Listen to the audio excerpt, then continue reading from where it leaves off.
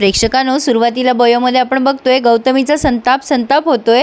ती सारख्या एरझाऱ्या मारत असते। इरा म्हणते मम्मा तू शांत हो ना। ती म्हणत असते मी अनु टीचरला सोडणार नाही। आरव म्हणतो मम्मा तू का टेन्शन घेतेस एवढं। आता गौतमी म्हणते आरव तुला पण तिच्यावरच विश्वास आहे का। अरे मी असं केलेलं नाहीये, ती खोटं बोलतीये, ती काल गावात आली आहे। गौतमी लगेच चक्कर यायचं नाटक करतीये। दोन्ही पोरं तिला खाली बसवतात। मम्मा पाणी आणू का।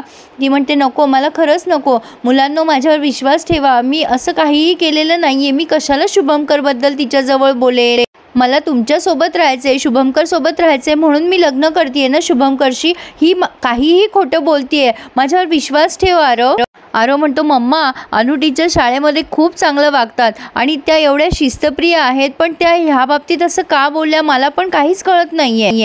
गौतमी म्हणते तिचा शुभंकरवर डोळा आहे, पण इरा म्हणते हे सगळं त्या बयोमुळे घडलंय, तिनेच त्या अनु टीचरला सांगितलं असेल। आणि आरवला आठवतं की बयो अनु टीचरकडे सारखी ये जा करायची, त्यामुळे आरव म्हणतो मम्मा मला ना इथे राहायचंच नाहीये, आपण मुंबईला जाऊयात। आता गौतमी चांगलीच अडचणीत आली आहे। गौतमी म्हणते अरे मुलांनो मुंबईला आपण गेलो असतो, पण काय आहे ना तुझा बाबा इथेच आहे, तुझ्या बाबाला एकटं सोडून कसं जायचं, आपण फॅमिली आहोत, तुझा बाबा किती भोळा आहे, त्याला कोणावरही विश्वास बसतो। इकडे अनु टीचरची पण तगमग सुरू असते, मी बोलले तर खरी, पण आता मी बोलणं योग्य होतं का, हा त्यांचा पर्सनल मॅटर होता।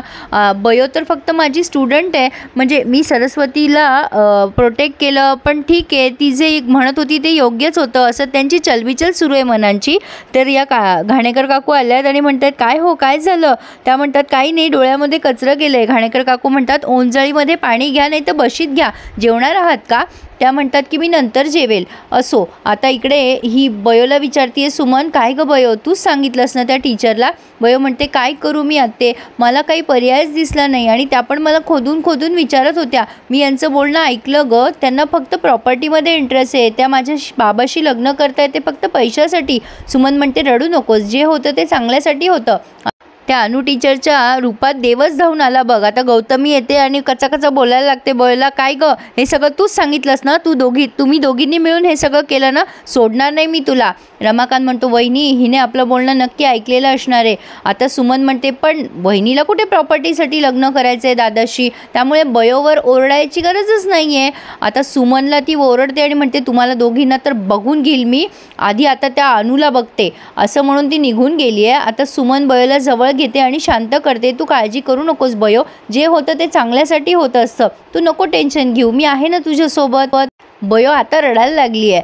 तर इकडे हे डॉक्टर मुलांना जवळ घेतात आणि म्हणतात बाळांनो जवळ तरी या माझ्या। आरव म्हणतो बाबा तू पर्क केलंस आम्हाला, आता कशाला जवळ घेतोयस। इरा म्हणते बाबा तुला त्या अनु टीचरवर विश्वास आहे ना, मम्मा काय खोटं बोलतीये का। डॉक्टर म्हणतात हो तुझी मम्मा खोटंच बोलतीये, माझ्यावर विश्वास ठेवा रे मुलांनो, खरं तर तुम्ही दोघं खूप लहान आहात, तुमच्याजवळ मी हे विषय काढायला नको, पण तुमच्या मम्माला जे काही द्यायचं होतं ना डिवोर्स नंतर ते मी सगळं दिलंय आणि ते ती उडवून बसली आणि तिचा सगळा इंटरेस्ट आता माझ्या या प्रॉपर्टीमध्ये, म्हणून ती माझ्याशी लग्न करते आणि तुम्हा दोघांचा फक्त आणि फक्त वापर करून घेते ती। माझ्यावर विश्वास ठेवा मुलांनो, मी फक्त तुमच्यासाठी लग्नाला होकार दिला होता, पण बरं झालं हे सगळं वेळेवर कळलं। पण आता इरा त्यांचं बोलणं ऐकून न घेता तिथून निघून गेली आहे आणि आरव सुद्धा बिचारे डॉक्टर, त्यांना स्वतःचं मत सुद्धा मांडता येत नाहीये त्यांच्या मुलासमोर, किती हा गैरसमज।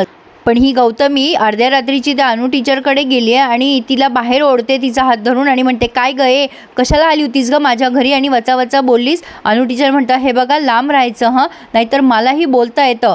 तर आता ही गौतमी खूप बोलते त्यांना की तुला काय गरज होती का माझ्या घरी येऊन एवढं सगळं सांगायची, तुझा शुभंकरवर डोळा आहे ना।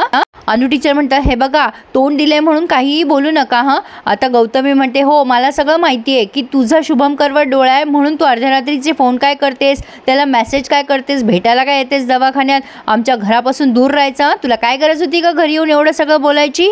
त्या घाणेकर काकू म्हणतात ओ गौतमी वहिनी जरा हळू बोला, आमचे घरचे झोपलेत। गौतमी म्हणते तुम्ही चुप बसाओ। अनु टीचर म्हणते जे खरं आहे ना तेच सांगितलंय मी आणि खरं सांगायला मला भीती वाटत नाही, तुम्ही कशा आहात ना हे मला चांगलं कळलंय।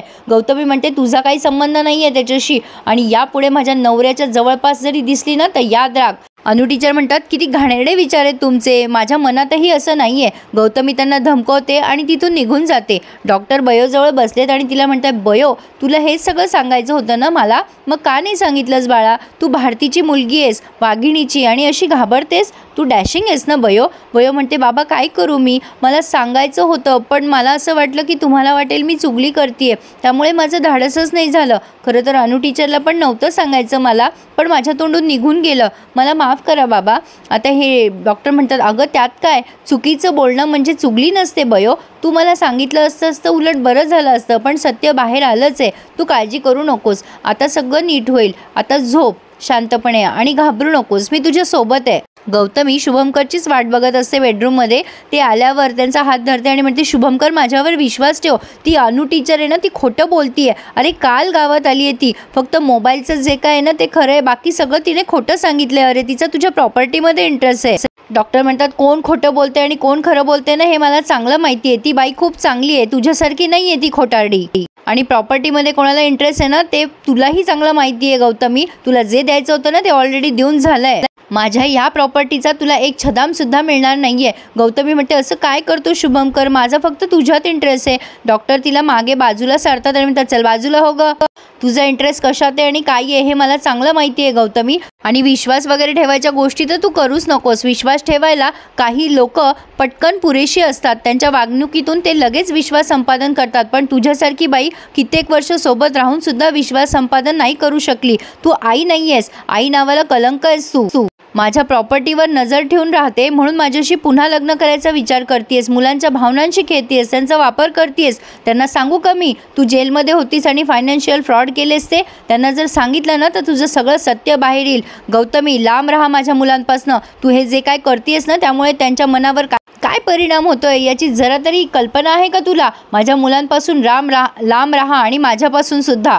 आणि तुला जर वाटत असेल ना मी मुलांना तुझ्याबद्दल खरं सांगू नये तर गपचूप आल्यासरशी मुंबईला परत निघून जा, मला तोंडही दाखवू नकोस, चल निघ इथून. गौतमी तिथून बाहेर गेलीये खरी, पण आता मुंबईला जाते की नाही हे बघूयात प्रेक्षकांनो. डॉक्टरने तिला चांगल्या प्रकारे झापलंय हे मात्र नक्की आहे. पुढे आपण बघतोय की ही इरा पण गौतमीच्याच पावलावर पाऊल टाकतीये. ती पुन्हा एकदा बयोला वचावचा बोलतीये, हिच्यामुळे सगळं झालंय, आपल्या मम्मा बाबा हिच्यामुळे वेगळे झाले आणि तिचे अंथरुणं पांघरुणं बाहेर टाकले. उपकारच झाले बिचारी बयोवर, अंथरुणं बाहेर टाकले आणि पुन्हा एकदा बयोला बाहेर काढलंय. तर असा होता आजचा रिव्ह्यू. कसा वाटला? आता गौतमी कधी बाहेर जातीये हे बघणं इंटरेस्टिंग ठरणार आहे. पुढे हे नक्की काय दाखवते ते बघूयात. तोपर्यंत please subscribe my channel and enjoy my all reviews. धन्यवाद.